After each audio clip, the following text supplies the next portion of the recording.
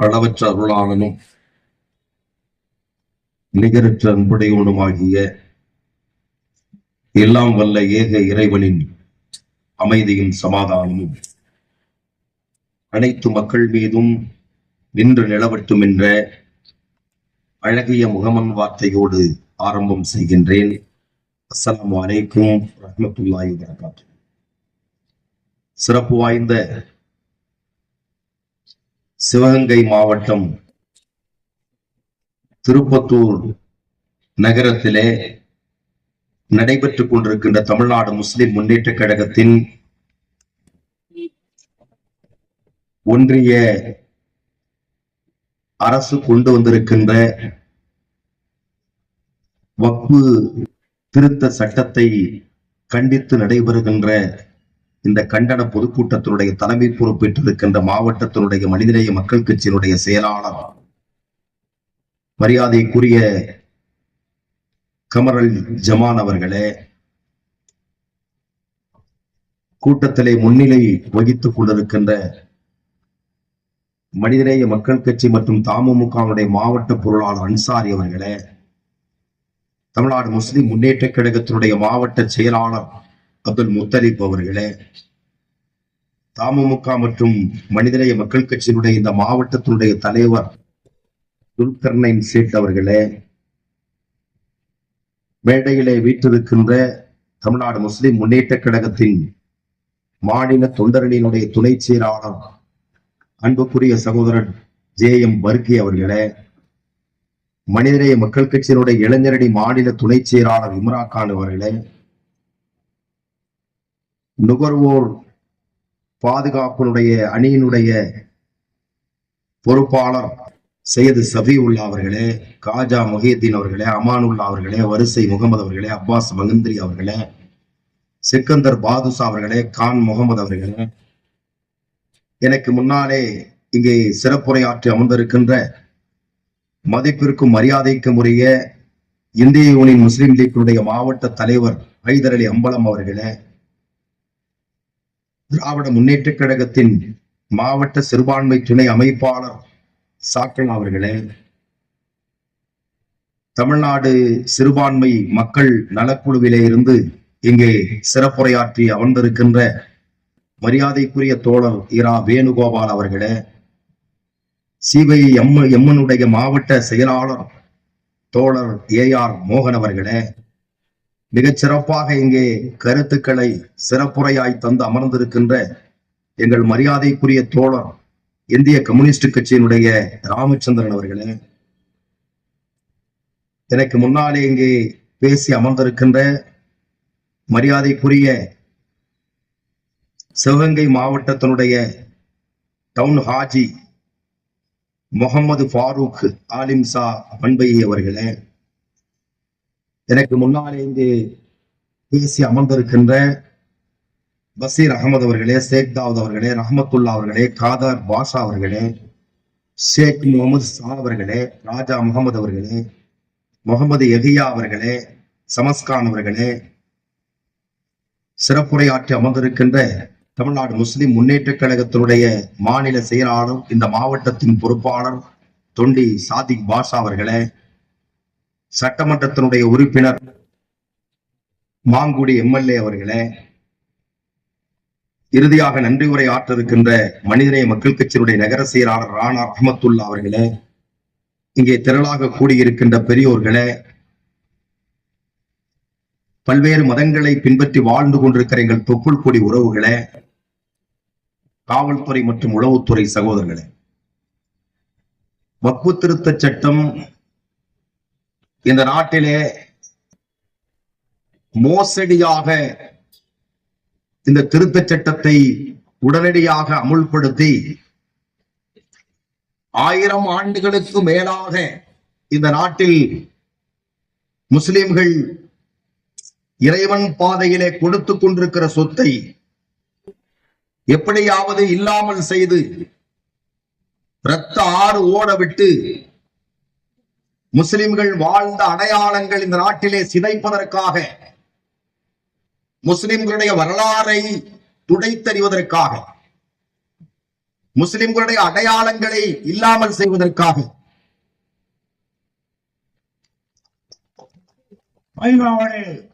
திராவிட முன்னேற்ற கழகத்தை சார்பில் அண்ணல் அவர்களுக்கு இந்த சிறப்பு பொன்னாடைகளை போற்றுகிறேன்.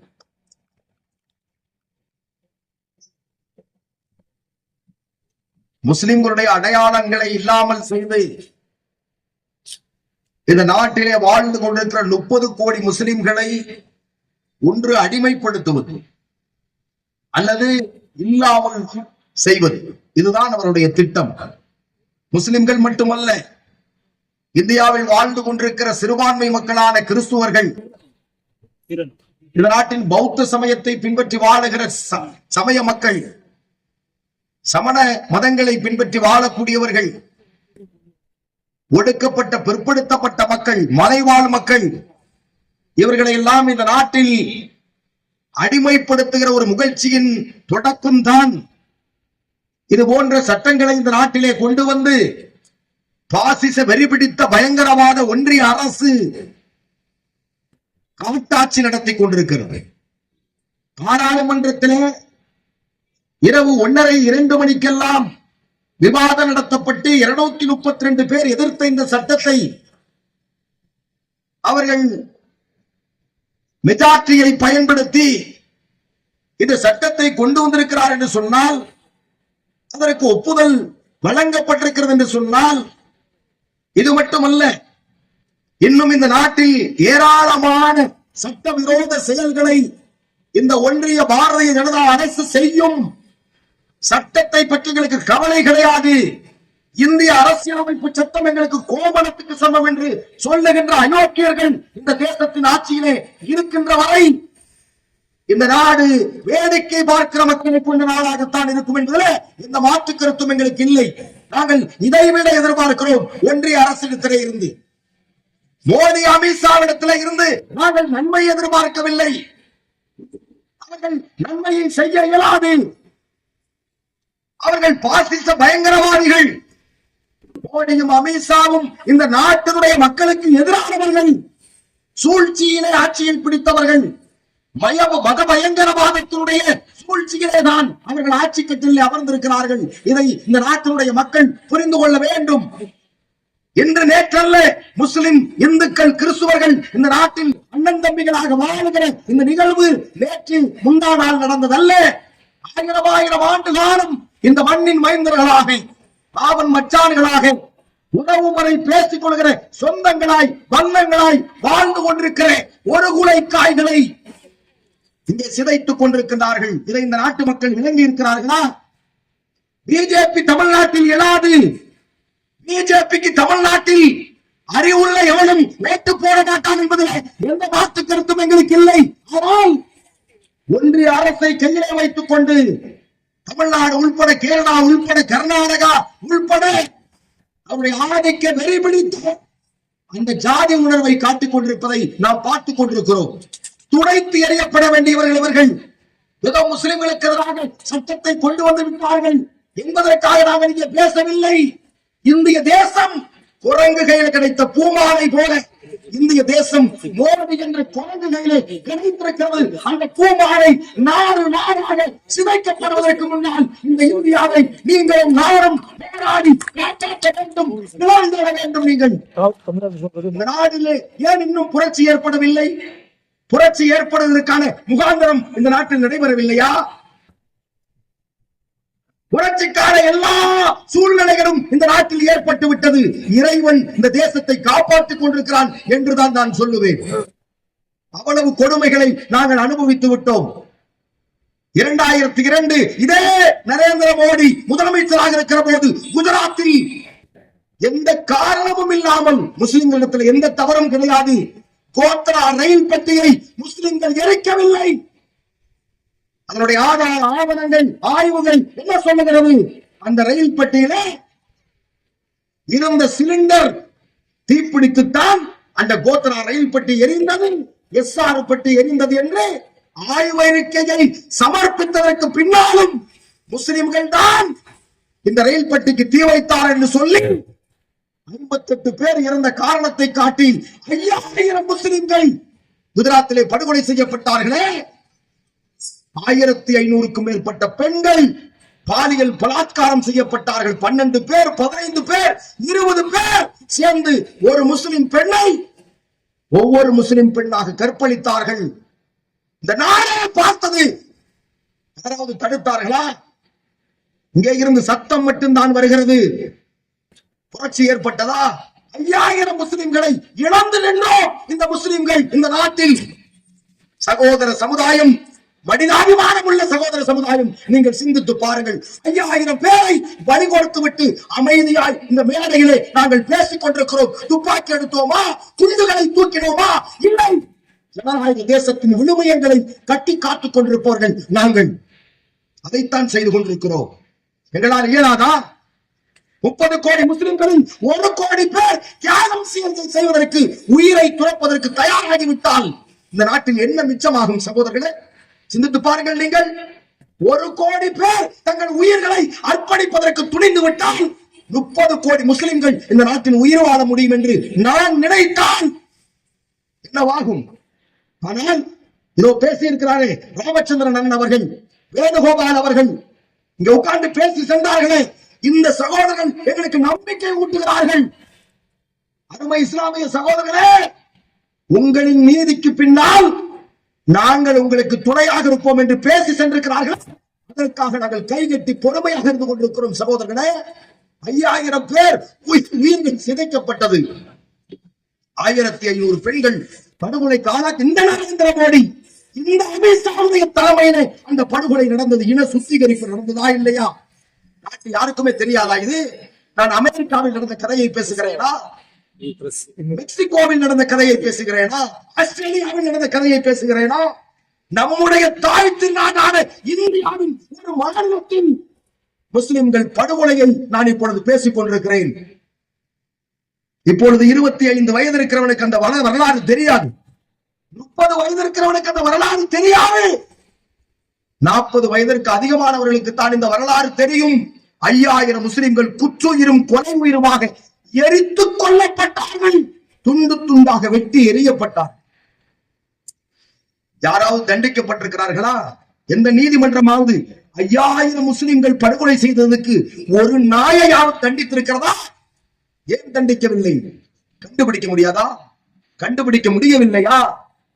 என்ன சகோதரர்கள், முஸ்லிம்களுடைய உயிர்கள் எல்லாம் மயிருக்கு சமமாக இந்த ஒன்றிய அரசு நினைத்துக் கொண்டு படுகொலைகள் தொடர்ந்து கொண்டே இருக்கும். நாங்கள் கைகட்டி வாய் பொத்தி பிரியாணி சாப்பிட்டு தூங்குகின்ற கூமட்டை கூட்டங்களாக எங்களை நினைக்கிறார்களே. இதை தடுப்பது எப்போது? உயிரோடு வாழ்வது உத்தமம் அல்ல, உணர்வோடு வாழ வேண்டும், மானத்தோடு வாழ வேண்டும், கண்ணியத்தோடு வாழ வேண்டும். அதுதான் வாழ்வு. மாட மாளிகையின் வாழ்வல்ல வாழ்வு. சத்தியத்தை நிலைநாட்டுவதற்காக அறப்போருக்கு நீங்கள் தயாராக வேண்டும். அந்த அறச்சீற்றம் ஏன் ஏற்படவில்லை உங்களுக்கு? இந்த முஸ்லிம்களுக்கு அறச்சீற்றம் ஏற்படவில்லை. அதனால் தான் இப்படி உட்கார்ந்து கொண்டிருக்கிறார்கள். அதனால்தான் திருப்பத்தூர் முஸ்லிம் எங்கே இருக்கிறான்? திருப்பத்தூர்ல பிறந்திருக்கிற முஸ்லிம் எங்கே இருக்கிறார்கள்? உங்கள் சொத்தை பற்றி, உங்கள் மானத்தை பற்றி, உன் தலைமுறையின் எதிர்காலத்தை பற்றி நாங்கள் பேசிக் கொண்டிருக்கிறோம். லட்சங்களை செலவு செய்து நீ எங்கே இருக்கிறாய்? சாப்பாட்டு ராமன்களாக நம்மை நினைக்கிறார்களே, பூமட்டைகளாக நம்மை இவர்கள் சிதைக்கிறார்களே. அந்த மானமும் ரோசமும் உங்களுக்கு இருந்திருந்தால் எப்படிப்பட்ட சூழ்நிலை இந்தியாவிலே நீங்கள் எதிர்கொள்ள இயலும்? நாம் செய்கிறோமா? நாம் செய்கிறோமா? நாம் துணிந்திருக்கிறோமா? நாம் தயாராயிருக்கிறோமா? விஷயங்களை அறிந்திருக்கிறோமா? இழப்புகளை தெரிந்திருக்கிறோமா? அதற்கான தீர்வை நோக்கி நாம் நகர்கிறோமா? யாருக்கோ ஓட்டு போடுகிற எந்திரங்களாக இந்த தேசத்தில் மாறிவிட்டோமே சகோதரர்களே. யார் உங்களுக்காக பேச போகிறார்கள்? இனி யாரு பேச இருக்கிறார்கள்? இனி சிந்தித்து பாருங்கள். நீங்கள் உங்களுடைய சொத்துக்களை பாதுகாப்பதற்கு தயாரில்லை என்று சொன்னால் உங்களுக்காக யார் பேசுவார்கள் இந்த நாட்டில்? சிந்தித்து பாருங்கள் சகோதரர்களே.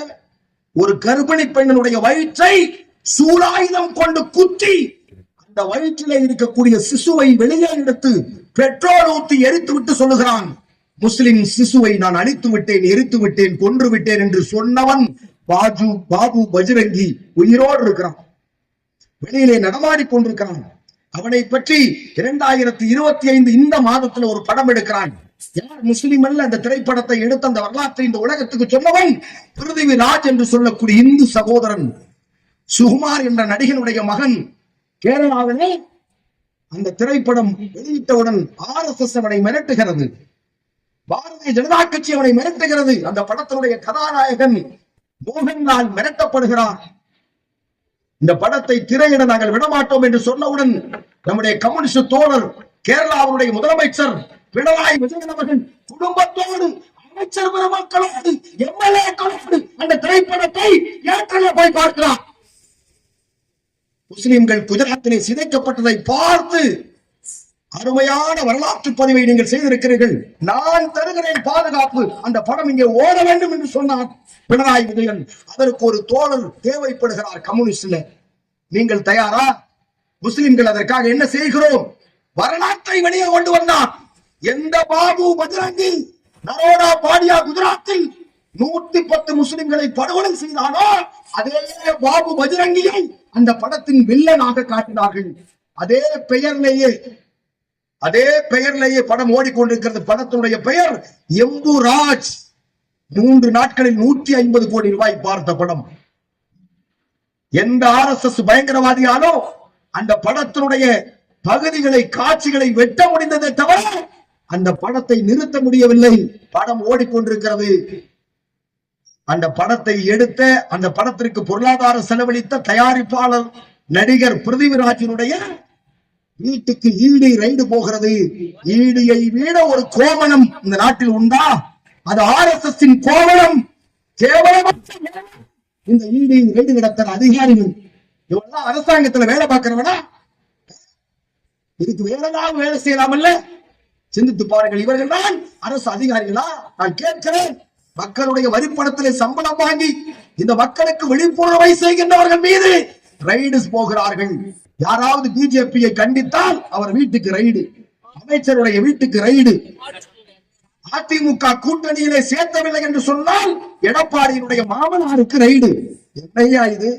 ரைடு போகிற கேவலமான வேலையை மக்கள் வரிப்பணத்திலே சம்பளம் வாங்கி சாப்பிடுகிற அதிகாரியே நீ செய்யலாமா? அப்போ ஈடியை எதற்காக பயன்படுத்துகிறார்கள் என்று பாருங்கள். அமலாக்கத்துறையை எதற்காக பிஜேபி பயன்படுத்துகிறது?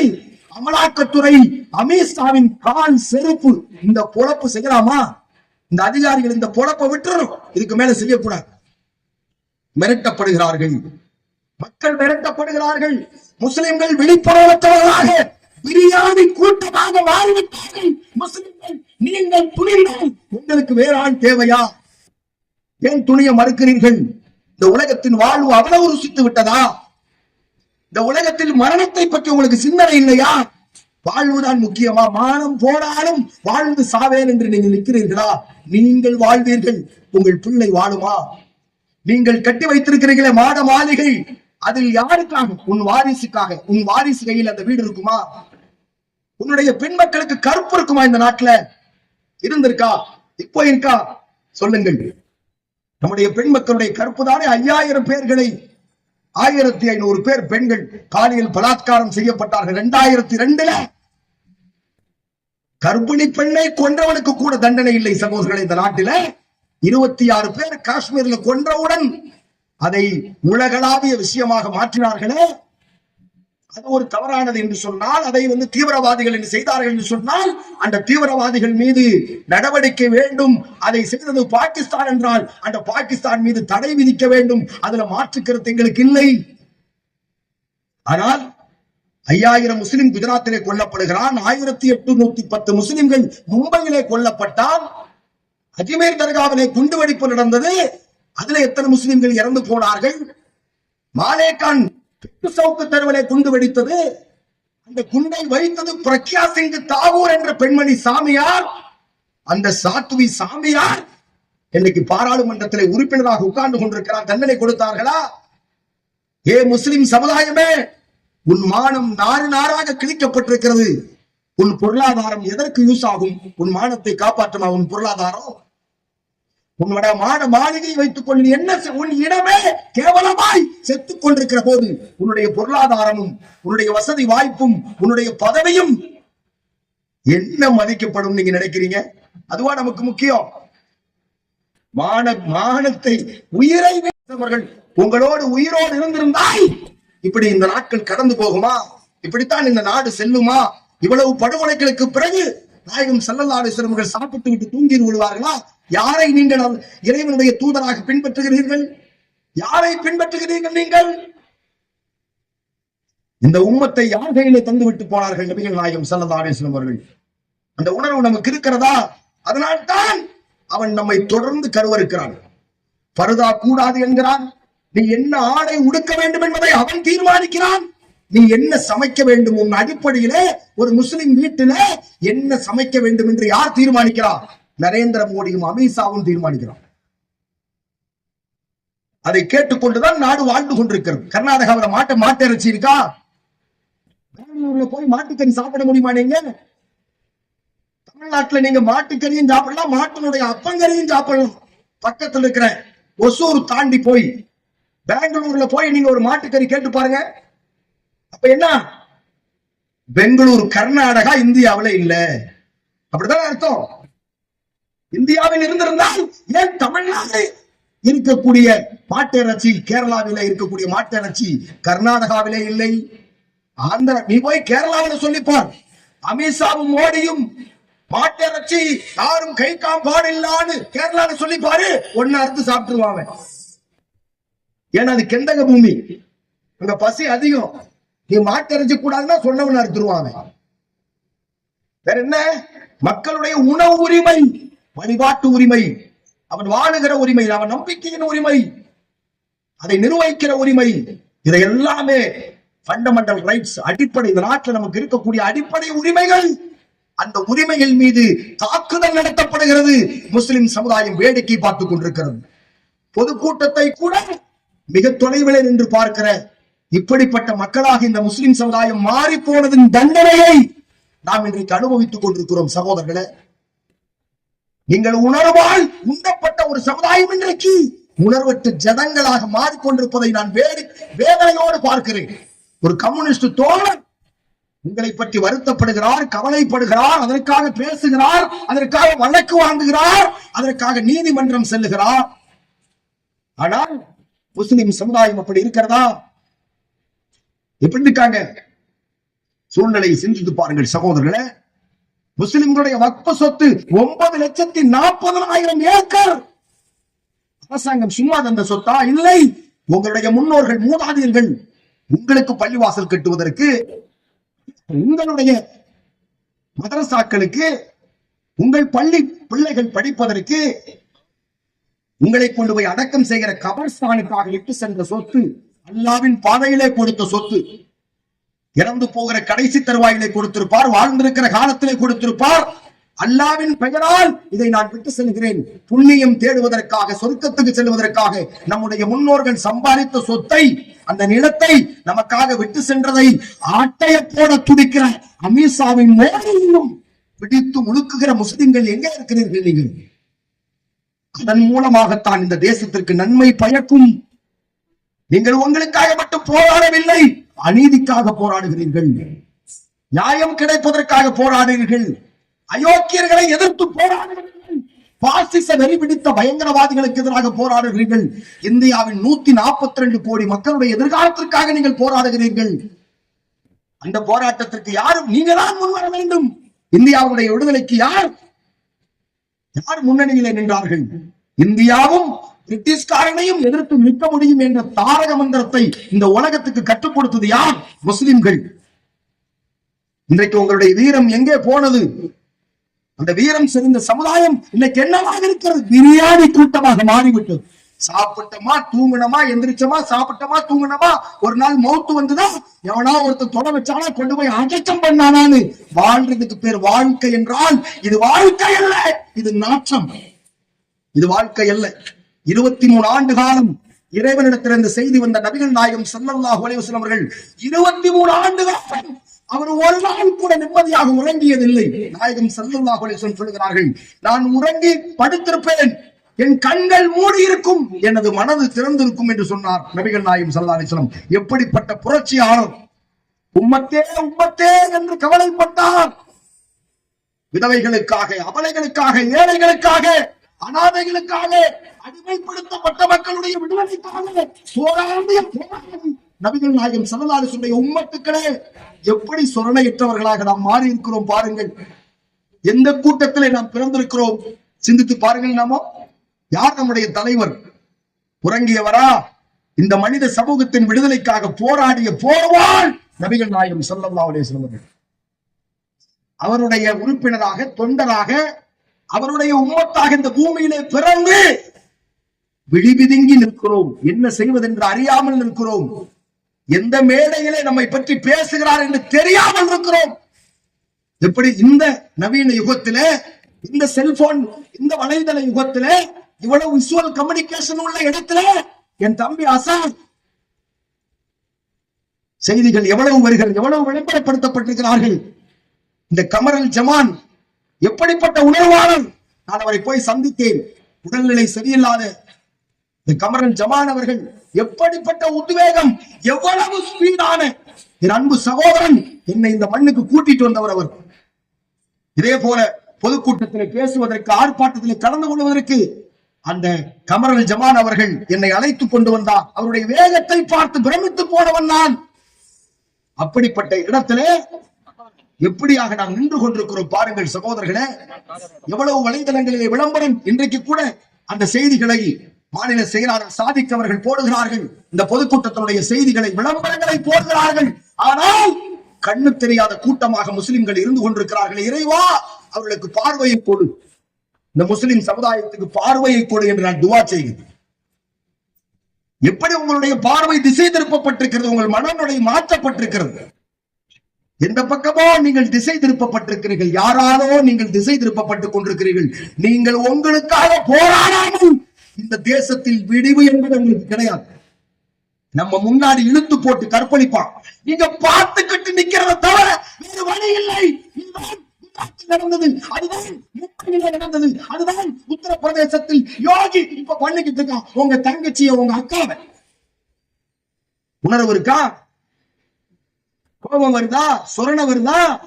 போய் பாருங்க. உத்தரப்பிரதேசத்துல சம்பல் மாவட்டத்துல சாஹிப் பள்ளிவாசல், பல நூற்றாண்டுகள் பழமை வாய்ந்த பள்ளிவாசல். அந்த பள்ளிவாசல்ல ஒரு 10 பேர்த்த அனுப்புறான், அகழ்வாய்வு செய்யணும்னு அனுப்புறான். கூட யார் தெரியுமா போறா? சங்கிகள் போறாங்க, RSS பயங்கரவாதிகள் போறாங்க பள்ளிவாசலுக்கு. அகழ்வாய்வுக்கு போன இடத்துல ஜெய் ஸ்ரீராம் கோஷ போடுறான். உணர்வு உள்ள 5 முஸ்லிம் இளைஞர்கள் போய் தடுக்கிறார்கள். ஏண்டா பள்ளிவாசல்ல ஜெய் ஸ்ரீராம் சொல்ற? ஏண்டா வெக்கம் கட்டவன, அயோக்கிய பயண, பள்ளிவாசல்ல என்னடா வந்து நீ இன்னொரு சத்தத்தை போடுறேன்னு கேட்ட உடனே போலீஸ்காரருடைய துப்பாக்கி அந்த இளைஞர்களை நோக்கி சுட்டு கொன்றது. 5 பேர் அதா இடத்துல இறந்து போனா. யாராவது தண்டிக்கப்பட்டிருக்கிறார்களா? யாரு பேரையாவது FIR இருக்கா? சுட்டு கொன்றதுக்கு யாராவது ஏதாவது ஒரு தீவு இருக்கா? இந்த சகோதரர்களே, இப்படித்தான் முஸ்லிம்கள் வாழுவீர்களா? நீங்கள் உணர்வற்ற ஜடங்களாக அப்படித்தான முஸ்லிம்கள் இருக்கிறார்கள். நமக்கு ஒரு உணர்வு இருந்ததுன்னா, நம்ம சகோதரன் தாக்கப்படும் போது அடுத்தால் அவன் தாக்க முடியுமா? அடுத்தால் அவன் நெருங்க முடியுமா? சொல்லுங்கள். இதே ஒன்றிய அரசு கொண்டு வந்த ஒரு சட்டம், வேளாண்மை சட்டம், விவசாயிகளை எதிர்த்து நடந்த அந்த சட்ட போராட்டம். டெல்லியில பஞ்சாபினுடைய விவசாயிகள் எல்லோரையும் டெல்லிக்கு வர சொன்னாங்க, போராட்டத்துக்கு வர சொல்லுகிறார்கள். போராட்டத்துக்கு திரண்டு வந்தார்கள் மக்கள். லாரி லாரியாக வந்தார்கள் மக்கள் டெல்லியை நோக்கி. கிராமப்புறங்களிலே இருந்து வெறும் லாரியில வரல, 6 மாசத்துக்கு அரிசி கொண்டு வரணும். போராட்டத்துக்கு கூப்பிட்டா 6 மாசத்துக்கு அரிசி கொண்டு வரணும். இன்னப்ப 6 மாசத்துக்கு அரிசி எடுத்துட்டு வந்திருக்கிற. இந்த போராட்டம் 1 வருஷம் நீடிச்சாலும் நீடிக்குங்கிறோம். சரி, ஓரமா வண்டியை நிறுத்தினா இன்னொரு லாரி வருது, அவர் ஒரு 6 மாசத்துக்கு அரிசி கொண்டு வர்றாரு. இப்ப ஏற்கனவே 6 மாசத்துக்கு தான் அரிசி வந்துருச்சேன், 1 வருஷம் நீடிக்கும் நாங்க எதிர்பார்க்கிறோம். அதனால இது 2வது வண்டி, 6 மாசம் 1 வருஷத்துக்கு அரிசிங்கிறான். ஒருத்தர் ரோட்ல பாத்ரூம் கட்டுறான், ஒருத்தர் ரோட்ல ரொட்டி சுட்டுக்கிட்டு இருக்கா, ஒருத்தர் பீஃப் பொரிச்சுக்கிட்டு இருக்கிறாரு. போராட்டத்துக்கு வந்தவர்கள் 372 நாள் அந்த போராட்டம் நடைபெற்றது. இந்த ஒன்றிய அரசு மண்டியிட்ட அந்த சட்டத்தை வாபஸ் பெற்றதா இல்லையா? நரேந்திர மோடி பேடி அரசு அந்த விவசாயிகளுடைய வாகனங்கள் டெல்லிக்குள்ள வரக்கூடாது என்பதற்காக ரோட்டில் ஆணி அடிச்சான். இவன் புத்தி எப்படின்னு பாருங்க. ரோட்டில் ஆணி, இவன் நவீன காலத்தினுடைய பிரதமரா இவரு. நம்ம அடிப்போம் ஆணி, அவன் டிராக்டரை கொண்டு வர்றான். எப்படி துப்பாக்கியில சுட்டா கூட அந்த டயர் ஒன்னாகாது, அதுக்கு இவன் ஆணி அடிக்கணும் ரோட்ல. அவன் என்ன பண்ணான், மொத்த ஆணியும் ஒரே ஒரு பெல்ட் போட்டு புடிங்க எரிஞ்சிட்டான். போடா மோடின்னு வீசிட்டான். குப்பை தொட்டில போய் விழுந்தது மோடி.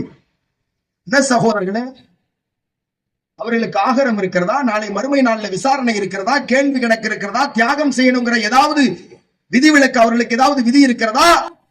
சொர்க்கம் இருக்கிறதா? நரகம் இருக்கிறதா? எதுவுமே கிடையாது. ஆனால் உங்களுக்கு அதெல்லாம் இருக்கிறதே. இந்த பூமியில் அநியாயத்தை எதிர்த்து நீங்கள் போர் புரிந்தால் அல்லது போராடினால், அதில் நீங்கள் இறந்து போனால் நேரடி சொர்க்கம் என்று வாக்களிக்கப்பட்டிருக்கிறதே, அதன் மீது உங்களுக்கு நம்பிக்கை இருக்கிறதா? நம்பிக்கை என்பது ஈமான் இருக்கிறதா என்று நான் கேட்கிறேன். ஆனால் அவர்களுக்கு இருக்கிறது. இந்த நாட்டில் போராடினால் இந்த போராட்டத்துக்கு ஒரு தீர்வு கிடைக்கும் என்று விவசாயிகள் இருக்கக்கூடிய ஈமான், நம்பிக்கை எல்லாம் மேல நமக்கு இல்லையே சகோதரர்களே. இருந்திருந்தால் டெல்லியை உடைச்சு கொண்டு உள்ள போயிருப்போம். நம்ம உட்கார்ந்துருப்பானா? நம்ம சொத்தை பிடிங்கிட்டு ஒருத்த மூச்சு விட்டு உட்கார்ந்துருப்பானா? இந்த பாராளுமன்றத்திலிருந்து வெளியே வந்துருவாங்களா?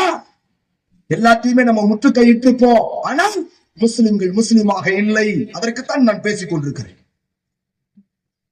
அப்படி ஒரு போராட்டம் நடக்க வேண்டாமா? விழுப்புரத்திலே ஜமாத்துல் உலமா நடத்தியது ஒரு மாபெரும் பொதுக்கூட்டம். அமைச்சர் பெருமக்களும் நானும் அந்த கூட்டத்திலே பேசினேன்.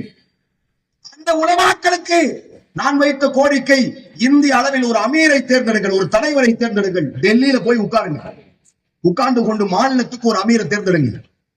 எல்லோரையும், தமிழ்நாட்டு கேரளா மொத்த மக்களையும், இந்தியாவில் உள்ள அனைத்து முஸ்லிம்களும் வாங்கேன்னு ஒரு குரல் கொடுங்க. உங்கள்கிட்ட வந்து உளவுத்துறை நிற்பார்கள். யாரையும் வர சொல்லாதீங்க, வேற ஒரு முடிவு எடுக்க போறோம்னு சொல்லுவானா இல்லையா? நீங்க கிளம்பி போனால் 1 கோடி பேர் 2 கோடி பேர் போறதுக்கு இந்த நாடு ஸ்தம்பித்து போயிடும். என்ன செய்ய முடியும்? உங்களை புடுங்க முடியும் அந்த அரசனால? சொல்லுங்கள். எல்லோரும் சேர்ந்தால் ஒரு தனிநபரை சிதைக்க முடியும், ஒரு 10 பேர்த்த கொல்ல முடியும், ஒரு 100 பேர்த்த மோடி கொல்ல முடியும், ஒரு 1000 பேர்த்த கொல்ல முடியும். 1 லட்சம் பேர், 10 லட்சம் பேர், 1 கோடி பேரை இந்த நாட்டில் கொல்லுகிற எந்திரம் உண்டா? உண்டா? அநீதிக்கு எதிராக நீங்கள் ஒன்று சேர வேண்டாமா? அந்த உணர்வு உங்கள்கிட்ட வேண்டாமா? உங்க சொத்தை நிர்வகிக்கிறதுக்கு முஸ்லிம் அல்லாத 2 பேரை போடுங்கிறாங்க. 2 பேரை போடுறோம். நான் நரேந்திர மோடி கேட்கிறேன், 2 பேர்த்த போடுறோம், கபரு வெட்டிட்டு போடுறோம். கபரு வெட்டினோன்னு சொல்றோம், அதுக்கப்புறம் போடுற நீ ஆள் அனுப்பு. கணக்கு புள்ளையா போட முடியாது. இந்த நாட்டையே கணக்கு பார்த்து இந்தியாவை இந்தியாவாக உருவாக்கிய எங்களுடைய மூதாதையர்களின் வாரிசு நாங்கள்.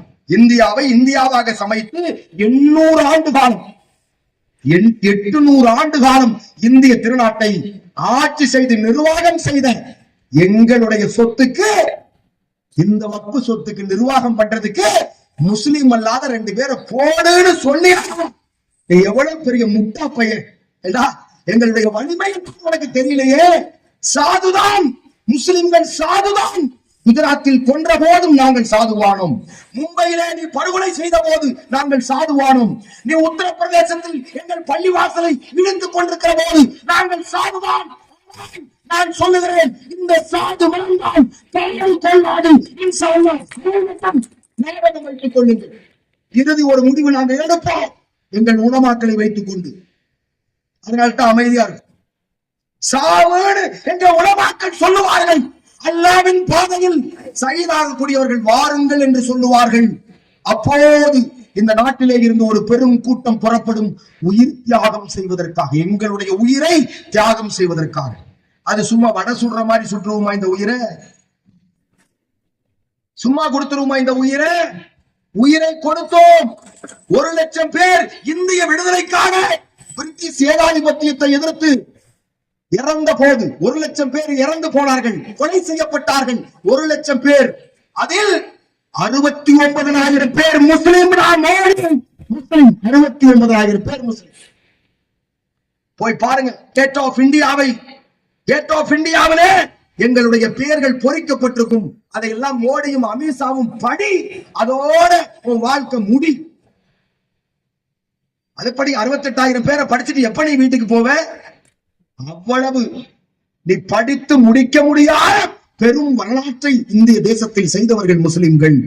எங்கள் சகோதர இந்துக்கள் எத்தனை ஜாதிகளாக எத்தனை மதங்களாக பிரிந்தாலும் எங்களோடு நாங்கள் அவர்களோடு அண்ணன் தம்பி உறவாய், மாமன் மச்சான் உறவாய், உறவு முறை பேசிக் கொள்ளுகிற உறவாய். நம்மெல்லாம் சவுதி அரேபியாவிலிருந்து இறக்கப்பட்டவர்களா? இல்லை. இந்த மண்ணின் மைந்தர்கள் பூர்வ குடிமக்கள். கைபோர்கோளான் கால்வாய் வழியாக ஓட்டு வந்த பண்டைய பரதேசிகள் அல்ல, இந்த மண்ணின் மைந்தர்கள் நாங்கள். எங்களுக்கு இஸ்லாம் பிடித்தது, அதனுடைய கடவுள் கொள்கை பிடித்தது, அதன் சமத்துவம் பிடித்தது. நாங்கள் சூத்திரனாயிருக்க தயாராக இல்லை.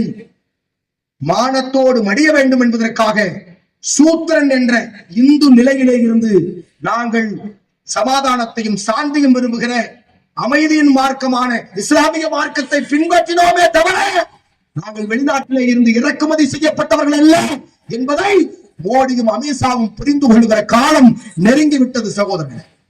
எப்ப நீங்க வக்ஃப் சொத்துல கை வைத்துட்டீர்களோ உங்க காலம், இறுதி காலம் நெருங்கிவிட்டது என்றுதான் நான் சொல்லுகிறேன். நீங்களே உங்க தலையில மண்ணவாரி போட்டதை நீங்க பார்ப்பீங்க. இன்ஷா அல்லாஹ் நாங்கள் செத்து மடிந்தாலும் எங்கள் வயிற்றிலே பிறக்கிற கடைசி குழந்தை உன்னிடத்திலே இதற்கான ஈடு கட்டும் என்பதில் எங்களுக்கு எந்த அவநம்பிக்கையும் கிடையாது. கடைசி முஸ்லிம் உயிரோடு இருக்கிற வரை எங்களுடைய கொள்கை தொடரும். அது நீதிக்கானதாக இருக்கும். ஒரு உயிரும் அநியாயமாக கொல்லப்படாது. இந்த தேசத்தில் எங்கள் கைகளால் நன்மை தவிர தீமை நடக்காது. முஸ்லிம் சொத்தை நிர்வகிக்கிறதுக்கு கடைசியா 2 முஸ்லிம், 10 பேர் 12 பேர் எல்லாம் போடலாம், குறைந்தபட்சம் 2 முஸ்லிம போடுங்கிறான். அதெல்லாம் பரவாயில்லை. ஒருத்த இஸ்லாமியத்துக்கு முஸ்லிம்களுடைய இந்த வக்ஃபுக்கு யாராவது சொத்து தர்றாங்கன்னு சொன்னா அவர்கள் முஸ்லிம் அல்லாதவர்களாக இருந்தால் ஒருத்தர் தர்றாருன்னா 5 வருஷம் அவர் முஸ்லீமா இருந்திருக்கணுமா? எப்படா நாடி புடிச்சு பாப்பியடா எத்தனை வருஷம் முஸ்லீமா இருந்தான்னு? எப்படி பாப்ப? எப்படி டெஸ்ட் பண்ணுவ நீ?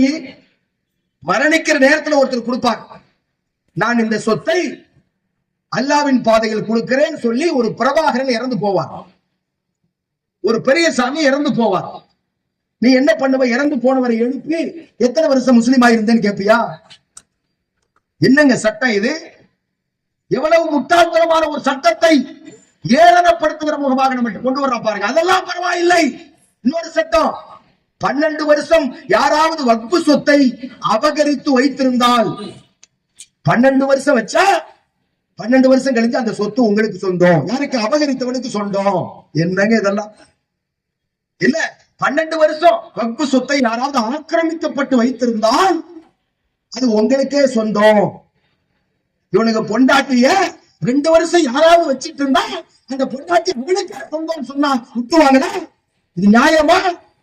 எப்படிப்பட்ட சட்டத்தை கொண்டு வரா பாருங்க. கோபம் வருமா வராதா எங்களுக்கு? யாருடைய சொத்தை கொண்டு யாருக்கு நீ வந்து கொடுக்கிற? 12 வருஷம் ஆக்கிரமித்தவனை வழக்கு தொடுத்து உள்ள போடுறதுதான் வக்ஃப் சட்டம். 3 வருஷம் உள்ள இருப்பான் ஜாமீன் இல்லாத வழக்குல. அதை யார் தீர்மானிப்பா? அவன் மீது வழக்கு தொடுப்பது யார்? வக்ஃப் வாரிய தலைவர். இந்த சட்டத்துல என்ன சொல்றானா? புதிய சட்டத்துல வக்ஃப் வாரிய தலைவருக்கு நீ எந்த அதிகாரமும் கிடையாது. சாப்பிட்டுட்டு தூங்குற அதிகாரம் தான் இனிமேல் சொல்றான். இந்த வக்ஃப் வாரிய சட்டத்துல இப்போ புதுசா திருத்தம் கொள்வதில் என்ன சொல்றானா? வக்ஃப் வாரிய தலைவர் இனிமேல் டம்மி. அப்ப யாருக்கு பவரா? மாவட்ட ஆட்சித்தலைவர். அவன் என்ன வானத்திலிருந்து இறக்குமதி பண்ணவனா? இந்த மாவட்ட ஆட்சித்தலைவர் 1949 டிசம்பர் மாசம் 22ஆம் தேதி நள்ளிரவு 1:30 மணிக்கு 485 ஆண்டு காலம் இறைவனை வணங்கிக் கொண்டிருந்த ஒரு பள்ளிவாசல் பாபர் மசூதியில் கொண்டு போய் 3 சிலைகளை வைத்தார்கள். 1949 டிசம்பர் 22ஆம் தேதி நள்ளிரவு. அப்போது பைசாபாத் மாவட்டம், உத்தரப்பிரதேச மாநிலம் பைசாபாத் மாவட்டம் அயோத்திய நகரத்துல இந்த பாபர் மசூதி இருக்கிறது. பைசாபாத் மாவட்டத்தினுடைய மாவட்ட ஆட்சித்தலைவர் யார் தெரியுமா?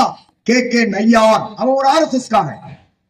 அந்த கே நையார் இந்த சிலையை வைத்த பள்ளிவாசலை இழுத்து மூடி கேட்ட சாத்திருந்தான். அந்த சாவையை குடுன்னு சொல்லிட்டான். அதுக்கப்புறம் அந்த மாவட்ட ஆட்சித்தலைவர் பாபர் மசூதியினுடைய சாவையை வாங்கியதுக்கு அப்புறம் இதுவரைக்கும் பாபர் மசூதி திறக்கப்பட்டிருக்கா? 1949 இருந்து நான் பேசிக் கொண்டிருக்கிற 2025 வரையில பாபர் மசூதி திறக்கப்பட்டுச்சா? பாபர் மசூதி இப்ப அங்க இருக்கா? பாபர் மசூதியினுடைய முஸ்லிம்கள் இருக்கா? இல்லை. அந்த இடம் 92ல தரைமட்டமாக்கப்பட்டு இப்ப கோயிலும் கட்டப்பட்டு விட்டது. அல்லாஹு அக்பர் அல்லாஹு அக்பர்னு தான் அந்த பள்ளிவாசல்ல சத்தம் கேட்டதை இசாவுக்கு இது மாதிரி அல்லாஹு அக்பர் சொன்ன பள்ளிவாசல் ராமனுக்கு தாரை வார்த்து கொடுத்துட்டாங்க. யாரு? ரஞ்சன் கோகாய்னு சொல்லி ஒரு அயோக்கிய பையன் நீதிபதி, உச்ச நீதிமன்றத்துடைய தலைமை நீதிபதி. நம்ம சொத்த ஊராங்கோழி எடுத்து உமா பேருக்கு பாத்தியா ஓதிட்டான், அவங்க அம்மா பேருக்கு.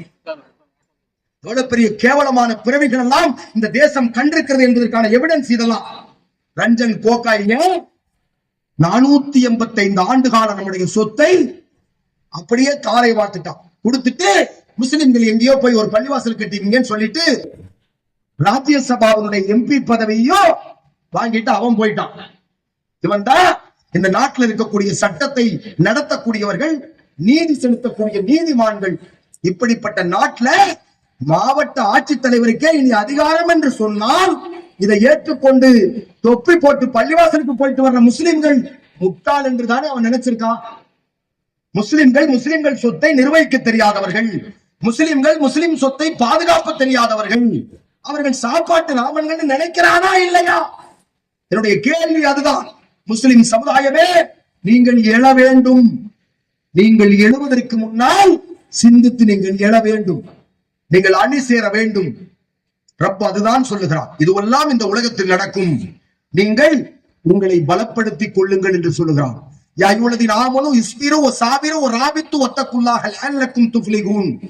நம்பிக்கை கொண்டவர்களே, நீங்கள் பொறுமையோடு இருங்கள், சகித்துக் கொள்ளுங்கள், உங்களை நீங்களே பலப்படுத்திக் கொள்ளுங்கள். நீங்கள் தான் இறுதி வெற்றியாளர்கள். அந்த வெற்றியை நபிகள் நாயகம் ஸல்லல்லாஹு அலைஹி வஸல்லம் அடைந்தார்கள். அபூபக்கர் சித்திக் ரலியல்லாஹு அன்ஹு அடைந்தார்கள்.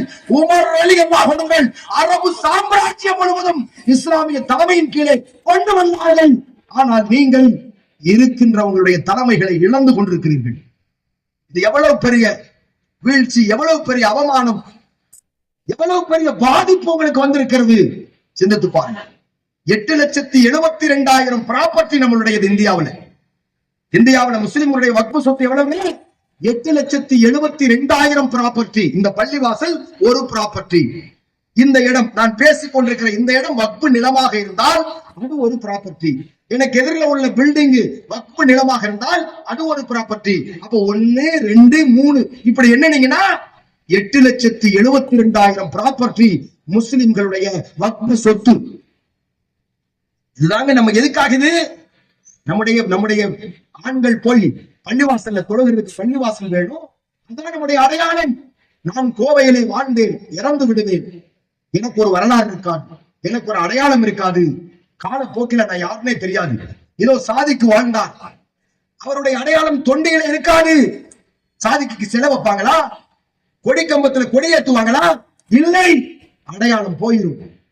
அதே மாதிரிதான் ஒவ்வொரு சகோதரர்களும் இந்த நாட்டிலே வாழ்ந்தார், அவர்களுடைய அடையாளங்கள் இங்கே இருக்காது. அவர்கள் இந்த நாட்டிலே வாழ்ந்த அடையாளம் என்ன? இப்படி ஒருத்தர் வாழ்ந்தார் என்பதற்கான அடையாளம் தான் நாங்கள் தொழுத பள்ளிவாசல். அது முஸ்லிம்களுடைய அடையாளம். எங்களை அடக்கம் செய்கிற கபர்ஸ்தான் எங்களின் அடையாளம், எங்களின் கண்ணியம், எங்களுடைய மானம் எங்களின் அடையாளம். எங்கள் பிள்ளைகள் நல்லொழுக்க கல்வி படிக்கக்கூடிய மதரசாக்கள் எங்களின் அடையாளம். இந்த அடையாளங்களை இடித்து விட்டால், இந்த அடையாளங்களை நாம் இல்லாமல் செய்து விட்டால் முஸ்லிம்கள் வாழ்ந்த அடையாளம் இந்தியாவில் இருக்காது. அப்ப முஸ்லிம்களை ஒட்டுமொத்தமாக நாடு கடத்தி விடலாம் அல்லது கொலை செய்து விடலாம் என்று இந்த மோடியும் அமித்ஷாவும் இந்த பாரதிய ஜனதா கட்சியும் நினைக்கிறது. அந்த நினைப்புக்கு ஆதரவாக எடப்பாடி பழனிசாமி ஆதரவு கொடுத்து நிற்கிறார்கள். பிஜேபி எந்த வாசப்படியும் ஏற்றல, எந்த கட்சியும் விஜய்கிட்ட போய் நிக்கிறாங்க, 8 மிதிச்சா விஜய். எல்லா கட்சியும், திமுக ஏத்தவே ஏத்தாது பிஜேபியை. எந்த கட்சி ஏத்தும்? இளிச்சவாய கட்சி எது? யாரும் இல்லாத அநாத கட்சி எது? கொள்கை இல்லாத குப்பனை எங்க இருக்காங்க? கோடிகளை சம்பாதித்து பயந்து கொண்டு யார் இருக்கிறார் என்று பார்த்தால் கரெக்டா எடப்பாடி டெல்லி வர சொல்லி கூட்டணி பேசுவதற்கு யார் வருவார்கள்? அங்கே இருந்து, டெல்லியில இருந்து இங்கே வருவார்கள் ஜெயலலிதாவிடத்துல. இப்ப என்னது? இங்கே இருந்து அங்கே போகிறார்கள். என்ன சகோதரர்களே, நீங்கள் மட்டும் பிஜேபியை அழைத்து அவர்களுக்கு சீட்டு கொடுக்கவில்லை என்று சொன்னால் ஒரு சீட்டு கூட இந்த தமிழ்நாட்டில் பிஜேபி ஜெயிக்க முடியாது. ஒரு இடத்துல கூட டெபாசிட் வாங்க முடியாது பிஜேபி. ஆனால் அந்த கட்சியோடு கூட்டணி வைத்துக் கொண்டு நீங்கள் இந்த திராவிட மண்ணை, இந்த திராவிடர்களுக்கு எதிராக, இந்த தமிழ் மக்களுக்கு எதிராக சட்டமாக போட்டு ஒரு நிவாரண நிதி கூட ஒதுக்கப்படாமல் எத்தனையோ இயற்கை சித்தங்களால் மக்கள் பாதிக்கப்பட்டார்கள். தமிழ்நாட்டுக்கு 1 ரூபாய் ஒதுக்கி இருக்கிறார்களா? இல்லை. நீட்டு தேர்வுல எத்தனை நம்முடைய பிள்ளைகள் தற்கொலை செய்து கொண்டார்கள். அந்த நீட் வாபஸ் பெற்றப்பட்டிருக்கிறதா? பொருளாதார சிதைவில் இருந்து கொண்டிருக்கிறோம். நான் 1000 ரூபாய்க்கு ஒரு பொருள் வாங்கினால் 180 ரூபாய் யாருக்கு? ஒன்றிய மோடி அரசுக்கு. ஏதாவது முதலீடு போட்டிருக்காங்களா? சிந்தித்து பார்க்கணும். நீங்க 100 ரூபாய்க்கு ஒரு பொருள் வாங்கினால் 18 ரூபாய் யாருக்கு கொடுக்கணும்? 100 ரூபாய்க்கு நான் ஒரு பொருள் வாங்கினால் 18 ரூபாய் யாருக்கு கப்பம் கட்டுறேன்? நரேந்திர மோடிக்கு கப்பம் கட்டுறேன், ஒன்றிய அரசுக்கு கொடுக்கிறேன். இட்லி சாப்பிட்டால் அதுக்கு கொடுக்கிற 18 ரூபாய். 100 ரூபாய்க்கு நான் இட்லி சாப்பிட்டா 18 ரூபாய் தர்மத்துக்கு ஒரு பிச்சைக்காரனை கொடுக்கிறேன். அந்த பிச்சைக்காரன் நரேந்திர மோடி. என்ன சகோதரர்களை, இதெல்லாம் இப்படி இருந்திருக்கா? யாரெல்லாம் ஆட்சி செய்த நாடு இந்த நாடு?